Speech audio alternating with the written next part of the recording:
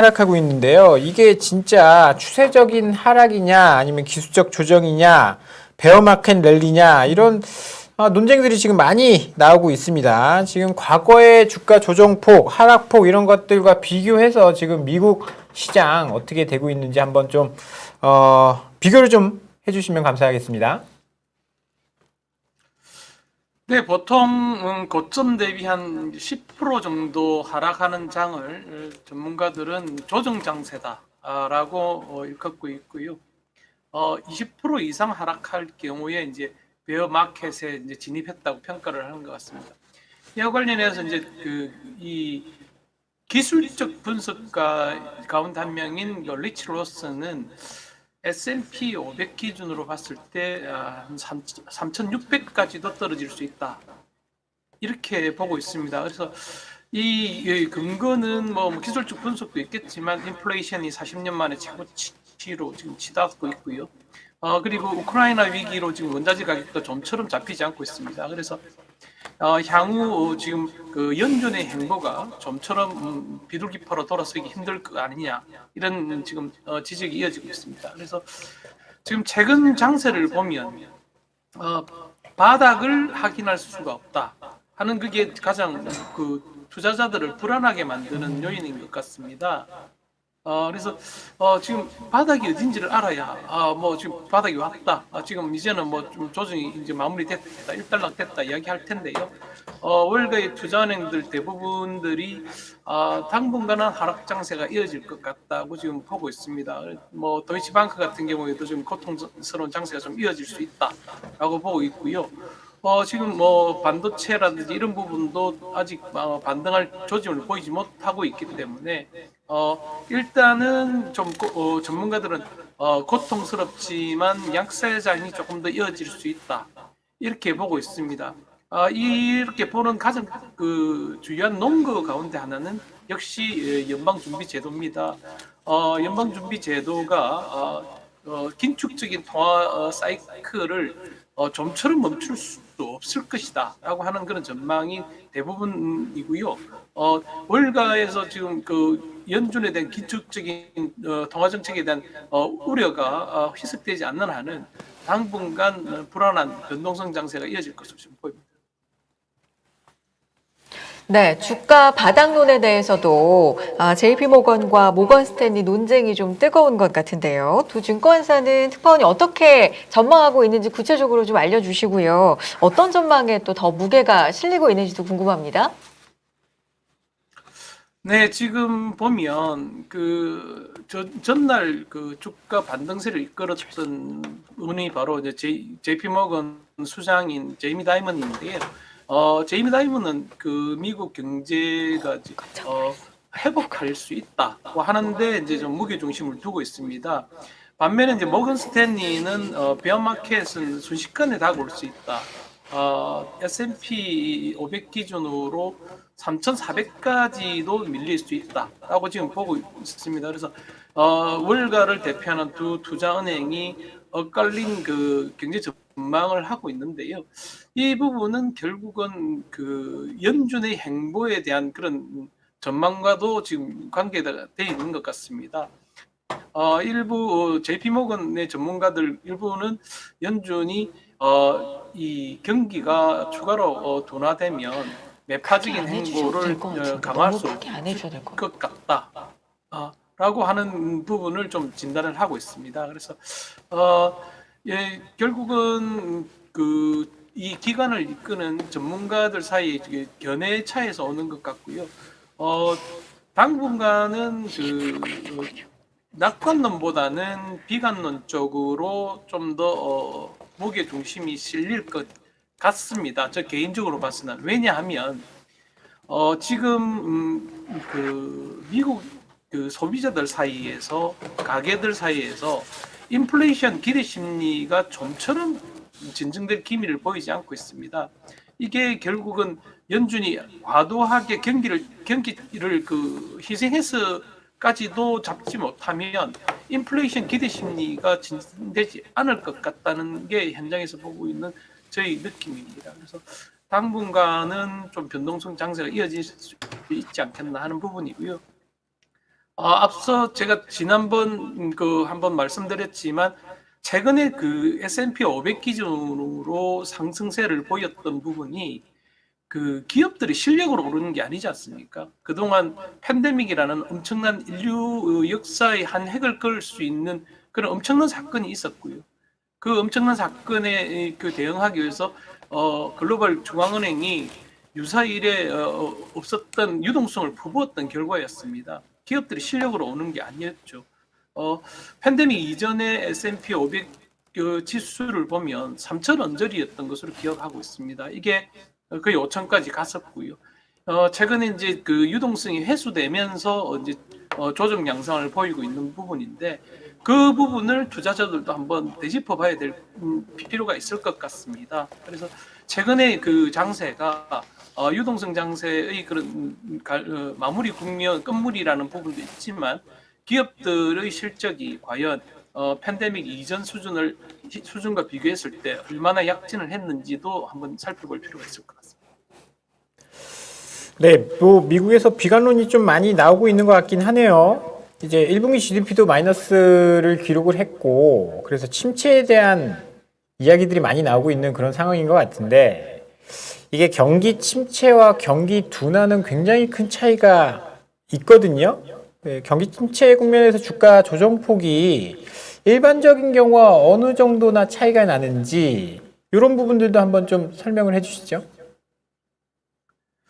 네, 통상적으로 뭐 경기 침체를 동반한 그 주가 조정 국면은 한마디로 말해서 주가가 반토막이 나는 경우가 많았습니다. 뭐 닷컴 버블이라든지 글로벌 금융위기라든지 이런 부분에 있어서는 거의 주가가 반토막 날 지경으로 그 참혹한 그런 장세를 보였는데요.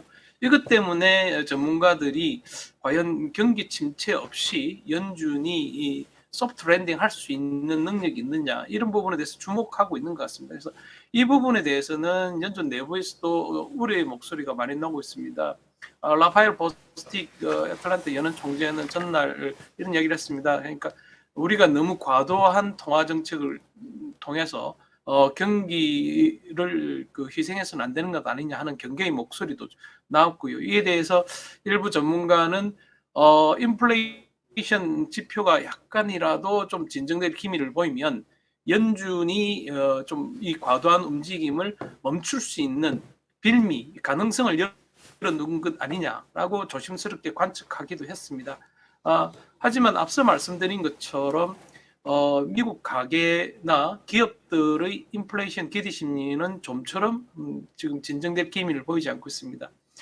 예컨대 제가 뉴욕에 처음 부임했을 때 갤런당 2달러가 안 됐던 휘발유 가격은 지금 4.8달러, 비싼 곳은 5달러에 지금 육박하고 있습니다. 그래서 실제로 지금 여기서 느끼는 그 가게들의 그런 인플레이션 기대 심리, 이제는 우리도 임금을 더 높게 받아야 되겠다라고 하는 그런 기대 심리가 상당히 강하고요.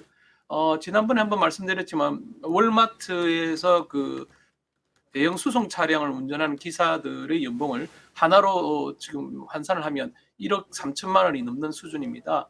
그래도 지금 일손을 구하지 못하고 있는 지경이거든요. 그래서 이게 우리가 지금 그 가장 경계해야 될 부분 중에 하나가 약간의 그 인지 부조화. 지금 우리가 알고 있는 그 연준의 스탠스와 실제로 우리가 기대하고 있는 연준의 스탠스의 그런 인지 부조화가 좀 있는 것 같습니다. 연준은 지금 막다른 길에 몰려 있는 게 아닌가. 지금 여기서 좀 과도할 정도로 긴축적인 행보를 강화하지 않으면 인플레이션 기대 심리를 잡을 수가 없고 그래 됐을 경우에는 뭐 앞으로 어떤 일이 벌어질 장담할 수 없기 때문에 당분간은 연준이 아주 매파적인 행보를 강화할 수밖에 없다라고 하는 게 일부 전문가들의 주장이고요.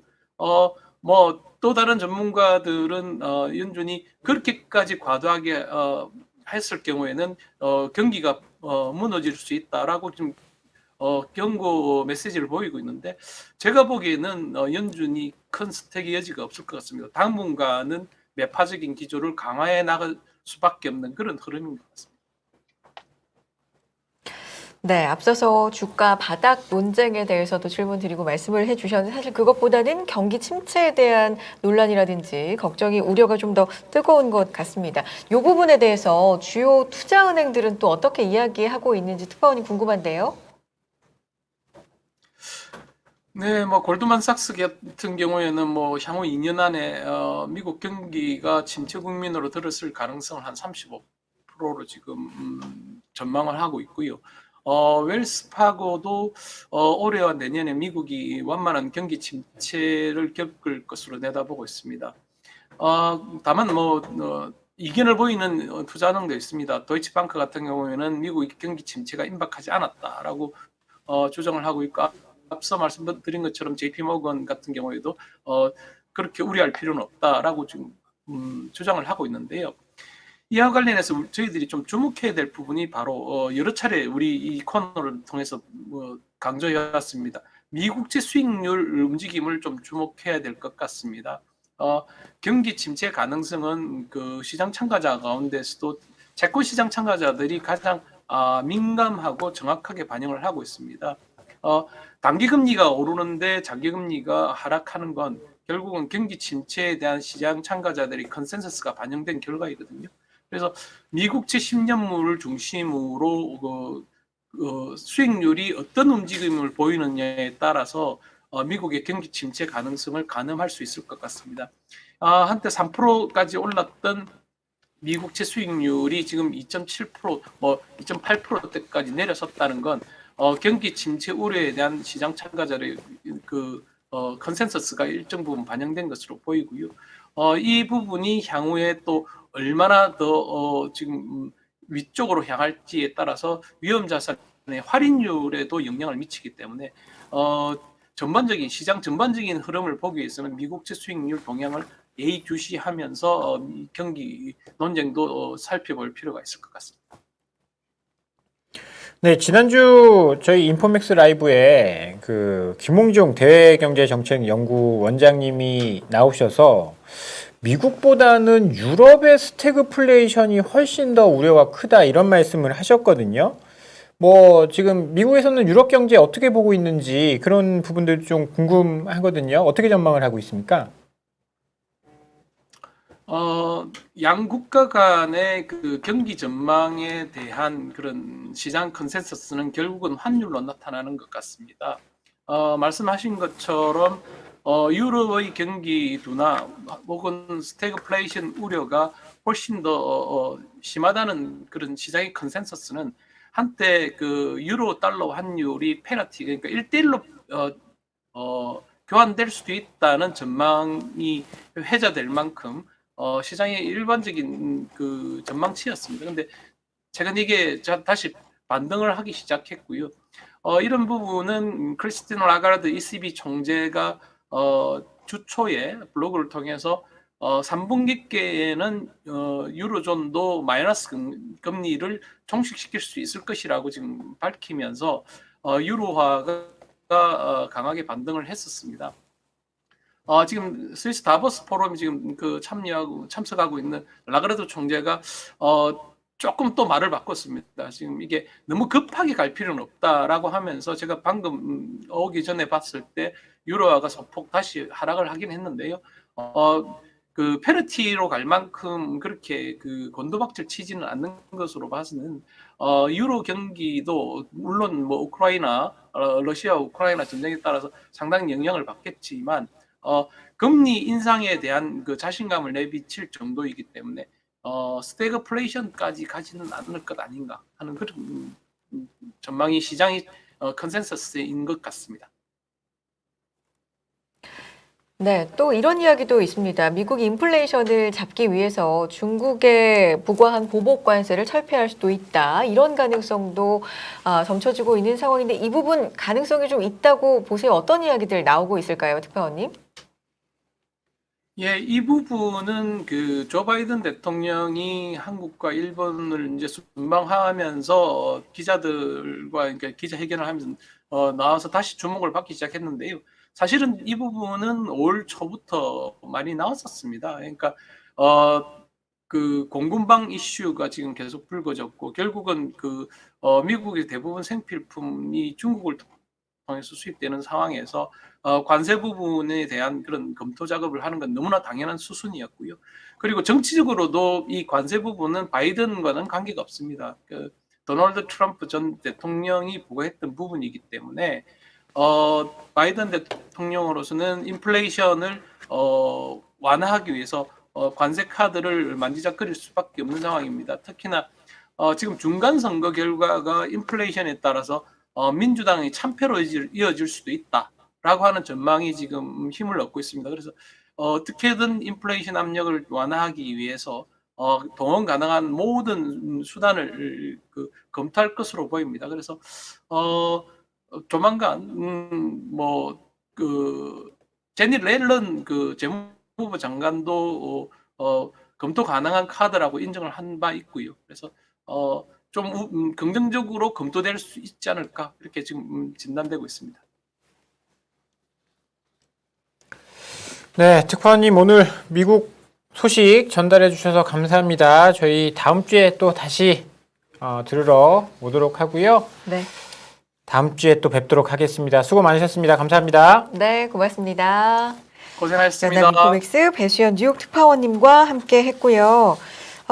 이렇게 또 훌쩍 시간이 갔네요. 네, 저는 배수연 특파원님 연결하는 시간에 오랜만에 노래방